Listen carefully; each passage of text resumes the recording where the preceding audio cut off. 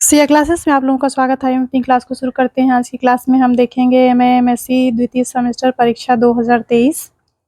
विषय है आपका गृह विज्ञान, ब्रांच है आपका ह्यूमन डेवलपमेंट। प्रश्न पत्र है आपका चतुर्थ, जिसका नाम है management of programmes for children and families. ये जो प्रश्न पत्र है ये आपका 2022 का है और ये रिटन पैटर्न में था। ये आपका जो 2022 में पेपर हुआ था होम साइंस एमए का, ये लिखित हुआ था। इसमें प्रश्न आपके दिए हुए थे और उसके उत्तर देना था, रिटन फॉर्म में था। लेकिन 2023 में जो प्रश्न आपका पूछा गया था home science MA second semester का, वो आपका एमसीक्यू फॉर्म में था, जिसको आप देख सकते हैं इस तरीके से था। मेरे पास जो सीरीज है वो सी है। इसके अंदर का भी पेपर पैटर्न देख लेते हैं। इस टाइप से एमसीक्यू में दिया हुआ था, लेकिन इसको हम किसी और दिन क्लास में डिस्कस करेंगे। लेकिन आज की क्लास में हम एमएससी द्वितीय सेमेस्टर परीक्षा 2022 को देखेंगे। इसमें किस तरह से प्रश्न आपके पूछे गए थे।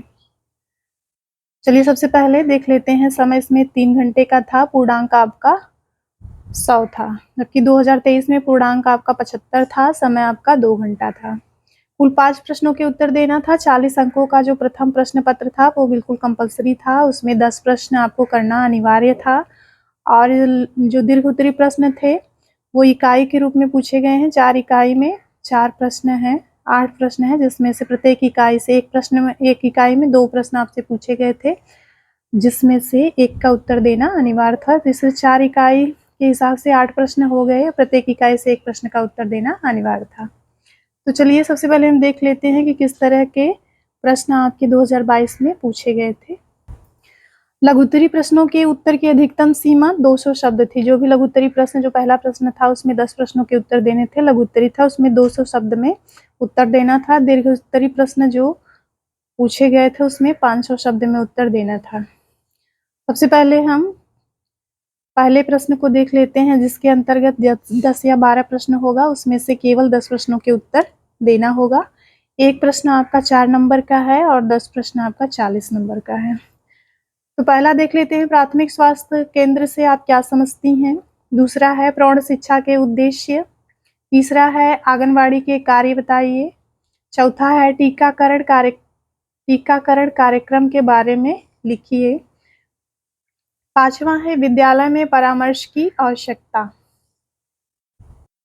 छठवां है सर्व शिक्षा अभियान का क्या उद्देश्य है। सातवां है यूनिसेफ संस्था का कार्य क्या है।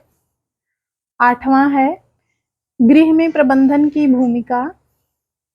9वां है किशोरावस्था में नैतिक विकास। 10वां है पल्स पोलियो अभियान।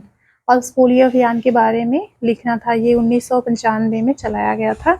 इसके बाद आपका दीर्घोत्तरी प्रश्न यहाँ से स्टार्ट हो जाता है, जो कि यूनिट में पूछा गया है।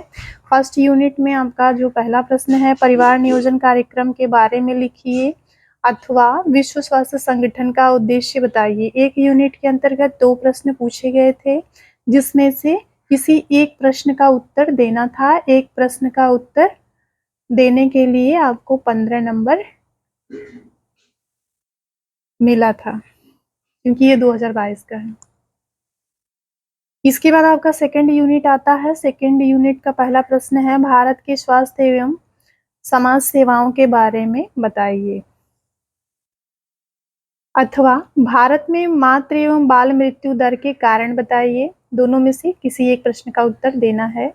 इसके बाद थर्ड यूनिट आती है। थर्ड यूनिट का पहला प्रश्न है, भारत में बच्चों के पालन पोषण के तरीके बताइए अथवा भारत में यूनिसेफ के कार्यों का वर्णन कीजिए। दोनों में से किसी एक प्रश्न का उत्तर देना था। इसके बाद आपका फोर्थ यूनिट आता है। फोर्थ यूनिट का पहला प्रश्न है, एनीमिया निरोधक कार्यक्रम को समझाइए अथवा वृद्धावस्था क्या है, वृद्धावस्था की समस्याओं का वर्णन कीजिए। ये टोटल आपके हो गए 8 प्रश्न, जो कि दीर्घ उत्तरी हैं और इकाई के अंतर्गत पूछे गए हैं। 4 इकाई है और 8 प्रश्न है, प्रत्येक इकाई से एक एक प्रश्न करना था। ये 2022 का पेपर पैटर्न था। 2023 में बिल्कुल चेंज होके एमसीक्यू फॉर्म में आया था। तो क्लास यहीं पे समाप्त होती है।